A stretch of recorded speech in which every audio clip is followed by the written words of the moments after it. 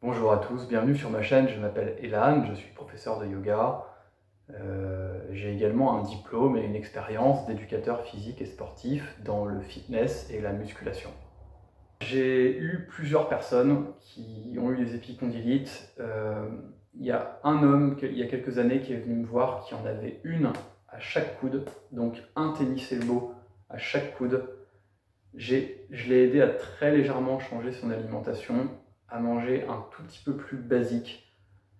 J'ai un tout petit peu adapté sa façon de s'entraîner. En 2 semaines, c'était terminé. Je ne peux pas vous promettre que ce sera aussi rapide pour vous. Néanmoins, je suis sûr que tous les conseils que je vais vous donner vont vous aider à guérir plus vite, quelle que soit votre situation. Donc dans cette vidéo, premièrement, je vais vous aider à diagnostiquer, mieux comprendre, mieux voir si vous avez oui ou non une épicondylite, donc un tennis elbow. Deuxièmement, je vais vous donner un étirement qui est très peu connu. Troisièmement, je donnerai des conseils spécifiquement pour les personnes qui font de la musculation, avec des barres, des haltères, etc., pour pouvoir peut-être continuer l'entraînement. Ça, c'est dans le meilleur des cas, ou au pire, guérir plus vite et surtout éviter que ça se reproduise à l'avenir en modifiant très légèrement la façon dont vous vous entraînez. Quatrièmement, c'est des conseils qui seront plus généraux, qui sont pour tout le monde, musculation ou pas. On va très rapidement aborder l'aspect alimentation qui est très important dans tout ce qui est inflammation et tendinite. Et l'autre conseil, ça va être comment mieux vous installer sur votre ordinateur, encore une fois, pour vous aider à guérir plus vite et surtout pour éviter que ça revienne une fois que vous serez guéri. Première chose que je voudrais dire, c'est que contrairement à ce qu'on peut croire, le tennis elbow n'est pas du tout réservé au tennis. Il ne faut pas se fier à ce terme un peu trompeur. Première partie de cette vidéo, je vous aide à diagnostiquer vous-même pour voir si vous avez ou pas un tennis elbow ou une épicondylite.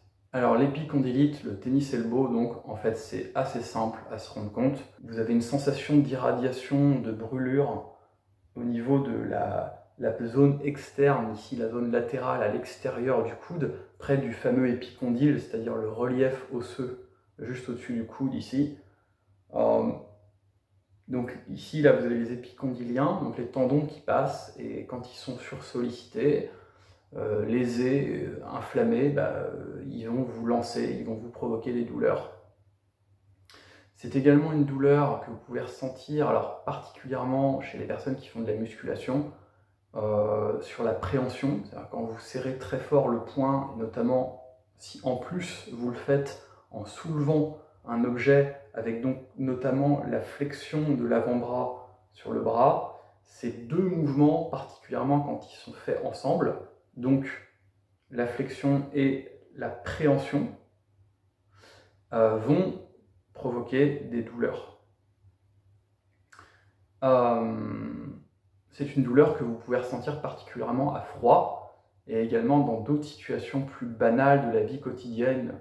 C'est-à-dire que même si vous ne faites pas de musculation, vous pouvez la ressentir quand vous allez faire vos courses et que vous tenez le sac plastique ou le sac à bout de bras. Deuxième partie de cette vidéo, on passe maintenant à l'étirement. La plupart des gens vont faire l'erreur d'appuyer avec la main à plat. Donc avant même de vous montrer l'étirement, je vous le dis tout de suite, il faut appuyer au niveau de la première phalange de l'index. C'est tout. C'est vraiment cette zone-là qu'il faut viser. Je vous montre maintenant. En position sur les genoux et sur les mains. Si vous faites du yoga, c'est la position de la table. Donc vous avez les genoux qui sont sous les hanches, légèrement espacés, les mains qui sont sous les épaules. Pour éviter de vous faire mal aux épaules, ne mettez pas les mains complètement à plat. Mettez les doigts légèrement recroquevillés, un peu comme les serres d'un aigle, et mettez-vous en appui sur la base des paumes. N'ayez jamais les mains complètement à plat. Repoussez le sol, toujours pour protéger vos épaules, et vous soulagez. Puis, prenez votre main droite, mettez-la à l'envers, et comme je vous ai expliqué juste avant, appuyez la première phalange de l'index contre le sol. Et enfin, tendez votre bras en essayant de rapprocher le poignet du sol. N'hésitez pas à bien mettre la main à l'envers, comme ça. D'accord? C'est-à-dire que je cherche à faire monter mes doigts vers le mur devant ou vers l'avant de mon tapis. Pensez à garder le bras bien tendu, toujours bien pressé sur la première phalange de l'index. Si vous le faites bien, n'hésitez pas à rester 10, 20, voire 30 secondes. Si vous le faites bien, vous allez sentir l'étirement ici, au niveau des épicondyles.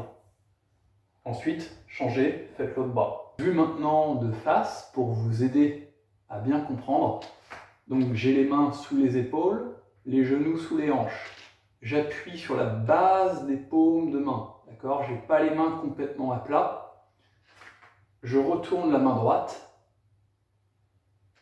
J'appuie sur la première phalange au niveau de l'index.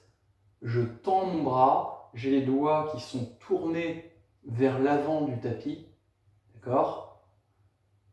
Et j'essaye tout simplement, doucement, progressivement, de rapprocher le poignet du sol, d'enfoncer la phalange dans le sol.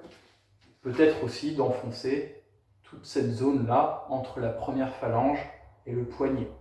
Et une fois que vous avez réussi à déclencher la sensation, vous allez l'enregistrer, vous arriverez à le refaire facilement. Troisième partie de cette vidéo, quelques conseils spécifiquement pour les personnes qui font de la musculation. Vous n'êtes pas forcé de stopper tous les mouvements de flexion d'avant-bras sur les bras. Avant de savoir si vous devez les enlever complètement, commencez déjà par réduire les charges, premièrement. Et deuxièmement, si vous faites du curl biceps, du curl bar, c'est-à-dire flexion avec la barre, évitez désormais les barres droites et prenez des barres incurvées. Même chose pour les tractions, que vous fassiez des tractions nuque ou des tractions militaires, évitez de vous entraîner avec des barres droites, travaillez avec des barres qui ont une prise plus neutre pour soulager vos coudes.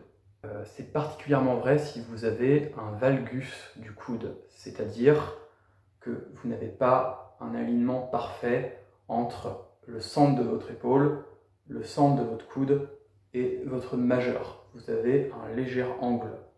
Ça se voit particulièrement quand on est debout. Quatrième partie de cette vidéo, et la dernière, des conseils généraux qui s'appliquent à tout le monde. L'alimentation. L'alimentation est très importante pour tout ce qui est inflammation. Une alimentation trop acide va favoriser un terrain inflammatoire.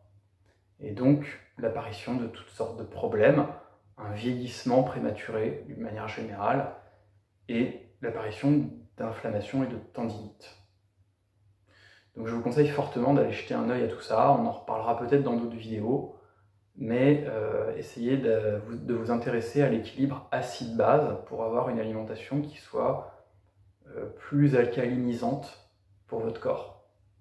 Le dernier conseil que je puisse vous donner, quand vous faites de l'ordinateur, essayez d'avoir le coude en position humérale. Je vous montre ça maintenant. Beaucoup de gens sont mal installés et la main avec laquelle ils utilisent la souris, elle est mal placée, elle est trop en avant et le coude est trop en avant. Ça, c'est une position qui va favoriser les tendinites, potentiellement au niveau des épicondyliens, mais aussi au niveau du supraépineux et de la coiffe des rotateurs, c'est-à-dire dans la zone de l'épaule. À partir de maintenant, ce que je vous conseille, c'est de prendre l'habitude, dès aujourd'hui, dès maintenant, de placer votre coude en position neutre, humérale, c'est-à-dire sous votre épaule. Arrangez-vous également pour que l'avant-bras soit plus bas. Comme ça, votre bras devrait former un angle droit. Les épaules devraient être basses. Et enfin, toujours concernant l'utilisation de l'ordinateur, tant que vous avez cette épicondylite et ces douleurs, je vous recommande d'apprendre à changer de main pour utiliser votre souris et pourquoi pas à essayer de devenir ambidextre devant l'ordinateur. Pendant une semaine, vous surfez avec la main gauche et la semaine d'après avec la main droite. Merci d'avoir suivi cette vidéo et je vous souhaite une excellente journée. Prenez soin de vous.